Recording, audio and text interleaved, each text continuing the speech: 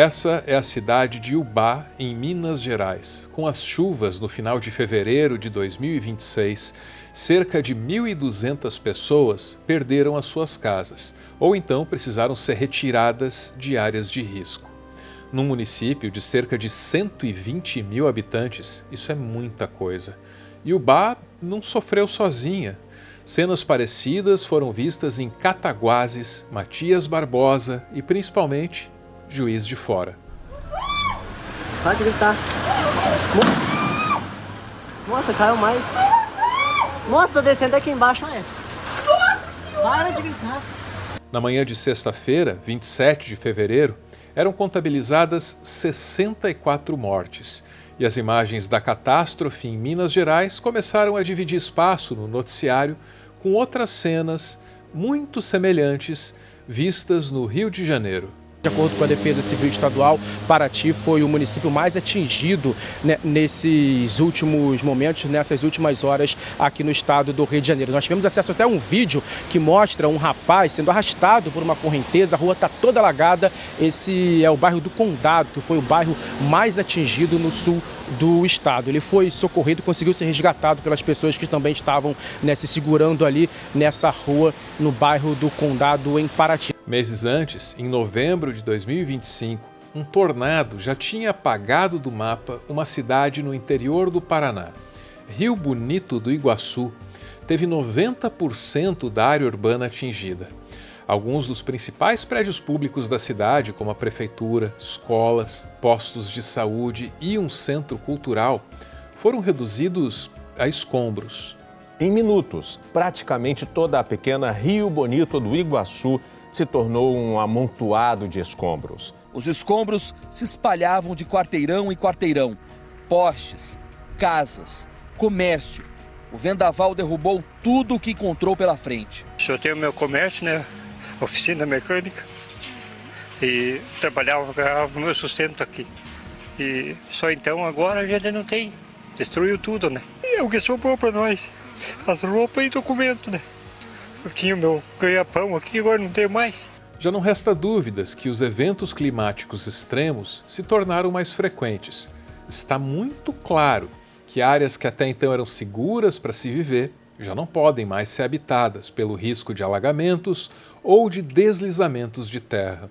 Ficou óbvio que o Brasil precisa se adaptar para lidar com essa realidade, para lidar com esse novo normal, para usar aquela expressão meio amaldiçoada que a gente aprendeu na pandemia. Que cenário de destruição, rapaz. Olha a casa aqui, ó. Não sobrou nada. Olha isso, cara. Onde é que nós vamos parar, gente? Será que algum esforço está sendo feito? Ou será que a gente está vendo essas cenas assim, passivamente? Como se elas tivessem saído de algum filme que alguns de nós estão destinados a protagonizar uma hora ou outra. É o que a gente vai tentar descobrir hoje. A minha casa!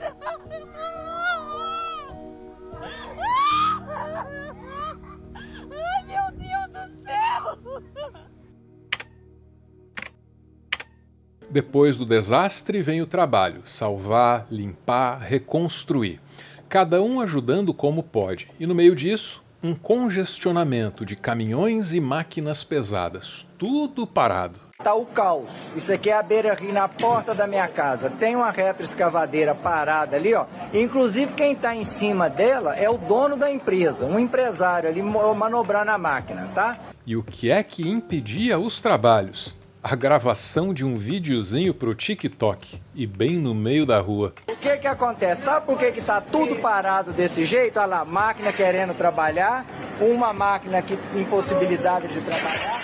O trânsito todo fechado ali por conta do Nicolas. Tá aqui fazendo mídia, fazendo vídeo, atrapalhando no meio da obra, no meio do canteiro, no meio da coisa. Fazendo videozinho, atrapalhando o serviço. Nicolas, claro, é Nicolas Ferreira, o deputado mais votado da história de Minas Gerais, o terceiro do Brasil e o dono de uma presença online fortíssima em plataformas como TikTok e Instagram. A presença dele no cenário da tragédia ajuda a explicar esse sucesso todo que ele vem tendo. O que é que ele estava fazendo ali, hein? Tratava-se muito mais de uma performance feita para ser apreciada nas redes que de uma atuação política de fato, feita para ter resultados materiais, para beneficiar quem estava sofrendo.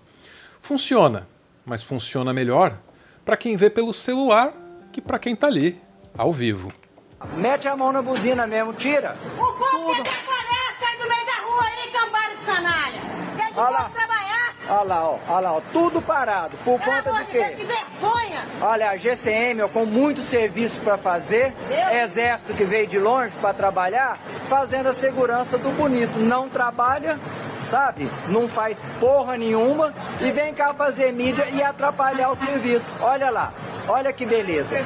Um absurdo. Quando Nicolas Ferreira foi vereador em Belo Horizonte, ele votou contra o programa de redução de riscos de inundações que a prefeitura tentava aprovar. Na época, ele fazia oposição ao prefeito da cidade. Obviamente, esse histórico foi relembrado nesse momento por gente que culpou Nicolas pessoalmente pela tragédia. Mas aqui a ideia não é execrar a figura de Nicolas Ferreira, por mais execrável que ela possa parecer. A ideia, antes disso, é mostrar que Nicolas Ferreira é um oportunista habilidoso e que não deve ser subestimado. Muito mais útil que combater a figura do Nicolas é combater uma falha do sistema que ele tem usado como uma oportunidade para se promover, porque aproveitar a oportunidade é o que o oportunista faz melhor. Para isso, o melhor que a gente faz é ver ao menos um trecho daquele vídeo que ele gravou, meio que fechando a rua. E fazendo isso, a gente vai entender o que é que está impedindo o Brasil de prevenir esse tipo de desastre, porque é isso que está faltando, né? Prevenção. A gente está sendo muito displicente com os eventos climáticos extremos. E, em geral, a displicência não atrai boa sorte. Em geral, né? Tem algumas exceções. E abro aqui um breve parêntese para a gente falar justamente da exceção. Um raro caso em que a displicência deu boa.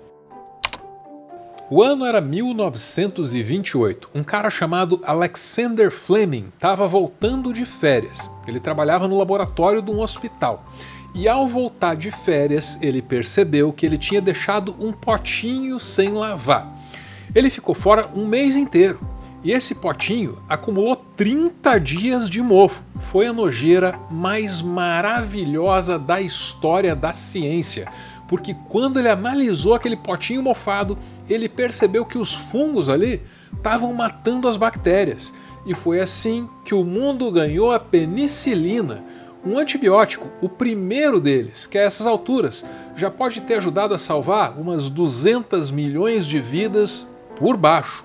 E tudo isso aconteceu porque o nosso Fleming estava à vontade demais no trabalho. E essa é a moral da história. Se você tiver à vontade no trabalho, você vai acertar até errando. Para ficar à vontade no seu local de trabalho, escolha as peças da Insider.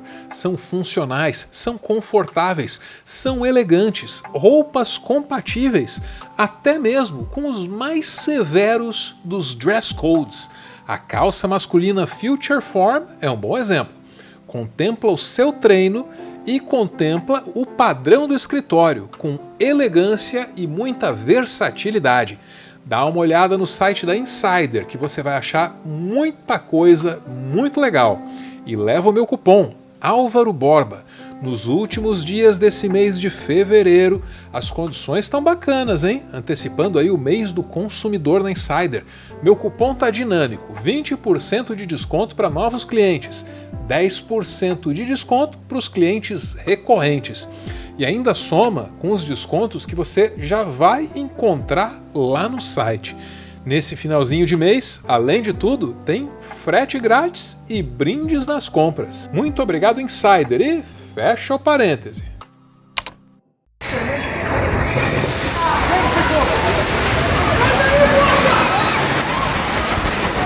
E agora de volta a Minas Gerais. Vejamos o vídeo que o Nicolas gravou, ou ao menos um trecho dele. Pessoal, hoje é dia 26 de fevereiro, estou aqui, Zé da Mata, Cabo Rominho, Roberta, para poder anunciar 2 milhões do nosso mandato para poder reconstruir a policlínica. Entrei ali dentro, está devastador, perdeu-se tudo praticamente. As pessoas estão aqui limpando, fazendo massa, o prefeito está aqui colocando literalmente a mão na massa para poder limpar. Eu sei que não é tudo, mas é um pouco. Afinal de contas, né, a gente tem um limite de atuação. Então todo o vídeo, todo o espetáculo, aquela rua bloqueada, tudo era para anunciar que ele vai destinar 2 milhões de reais das emendas parlamentares, às quais ele tem direito, para ajudar na reconstrução. Emendas parlamentares. Pode estar aí o problema. Emendas parlamentares são ferramentas simples de entender. É dinheiro do orçamento público reservado pelo Poder Executivo para que o Poder Legislativo possa aplicar onde for necessário. Isso vale para as 3 esferas de poder: federal, estadual e municipal. Perceba que, na teoria, uma emenda parlamentar não é uma coisa ruim. Um deputado tem a obrigação de conhecer o estado, a cidade. Então, em tese, só em tese, ele saberia onde o dinheiro deve ser aplicado. Acontece que de uns tempos para cá isso virou uma farra, e virou uma farra por 2 motivos. O primeiro deles é a transparência, que diminuiu muito com novas modalidades de emendas parlamentares, feitas para não serem rastreadas jamais, abrindo muita margem para desvios, para corrupção. Emenda parlamentar é correto, é legal, é republicano, tá tudo suave na nave. Esse não é o problema. O lance é a falta de transparência. Porque se alguém pega o teu dinheiro da tua conta bancária, ou alguém diz assim, ó, usei, vou jogar alto, hein, 10 mil reais para fazer uma obra aqui no prédio. Aí os moradores vão falar assim, beleza, ótimo, a obra ficou boa, pode mostrar as notas do que foi gasto? Aí o prédio fala assim, não pode. O que você faria? Você diria, tá bom, então beleza, segue o baile. Ou você diria, não, você vai me mostrar. Onde é que você gastou o dinheiro? Para eu ter garantia que os 10 mil foram gastos para a obra e que não foi desviado para outro apartamento, que alguém pegou esse dinheiro, entendeu? O segundo problema é que o dinheiro reservado para as emendas cresceu demais.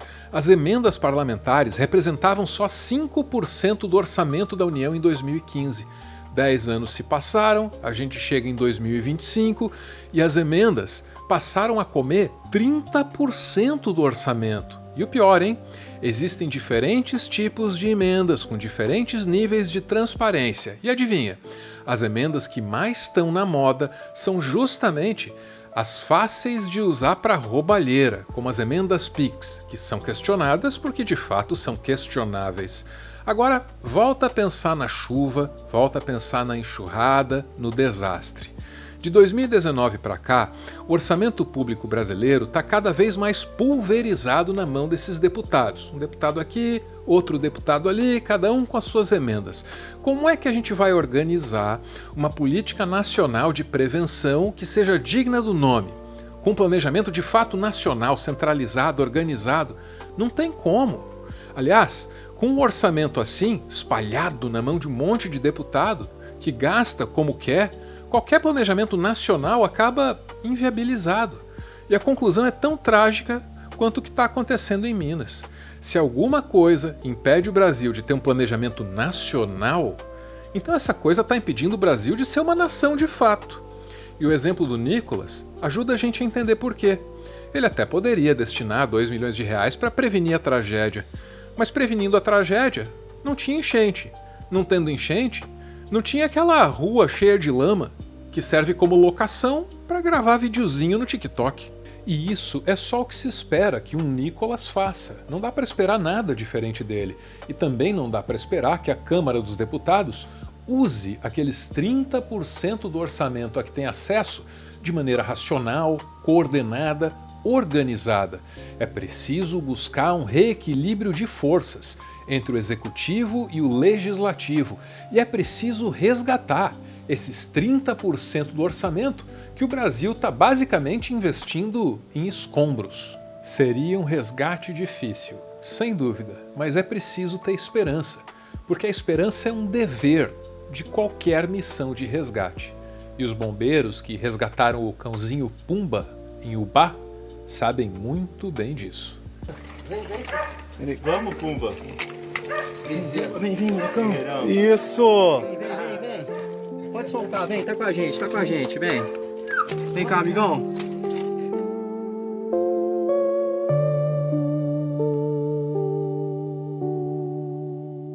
Ponto final em mais um textão, e nas considerações finais eu pontuo que deixei de fora a postura do governo estadual de Minas Gerais, que encontrou no Programa Estadual de Controle de Impacto das Chuvas um lugarzinho ali muito especial para sair tesourando geral no orçamento, né? Mais um indicativo de que esse tema precisa de uma coordenação nacional forte. E força nesse caso não tem jeito, é recurso, é dinheiro. Recurso que, volto aqui ao argumento principal, está pulverizado, está desorganizado, está avacalhado, está por vezes desperdiçado nas emendas parlamentares. Tudo dito, bora ouvir. Os apoiadores desse canal, você pode se juntar a eles, ganham, além de conteúdos exclusivos, acesso a um grupo. Eles mandam áudios e assim nasce o PS, também chamado de Finalzinho. Esse é um assunto que me revolta, né? Que no Brasil inteiro isso acontece.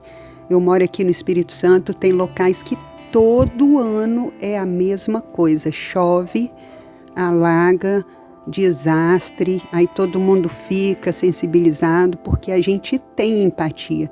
O que a gente não consegue entender é porque todo ano, no mesmo período, já temos marcado no calendário o evento da enchente. Porque na época que não está chovendo, na época seca, não se toma nenhuma providência.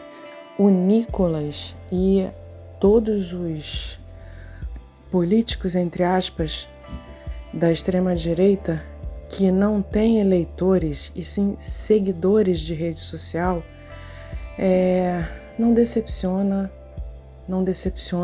nunca. É sempre o videozinho para enganar aqueles que acreditam em todas as mentiras que eles contam nos seus vídeos, nos seus recortes, nas suas invencionices. A extrema-direita segue firme, mentindo, omitindo e no seu papel de prestidigitação da realidade. É mais uma lacração que ele quer fazer, mais um corte que ele quer fazer para novamente se reeleger e, infelizmente, ir escalonando para o projeto que ele tem e que é sabido de praticamente todo mundo, que é se eleger presidente do Brasil. Muito obrigado por ver esse vídeo até o final. Agradecimento especial aos apoiadores desse canal. Tem manifestado tanta paciência, tanto carinho, especialmente nesse período em que o conteúdo não tem fluído assim do jeito que eu gostaria, do jeito que a gente gostaria, eu presumo, né? Então, muito obrigado mesmo, gente, por todo esse acolhimento. Estou cuidando da saúde e quero acreditar que em breve a gente retoma o ritmo dessa produção. O importante é não deixar cair a qualidade, né? Acho que isso que é o mais importante. Então agradeço muito, muito mesmo a cada um de vocês. E até contemplando o tema do vídeo aí, né? Quero acreditar que depois da tempestade vem a bonança. É isso, gente. Um beijo e, como sempre, valeu!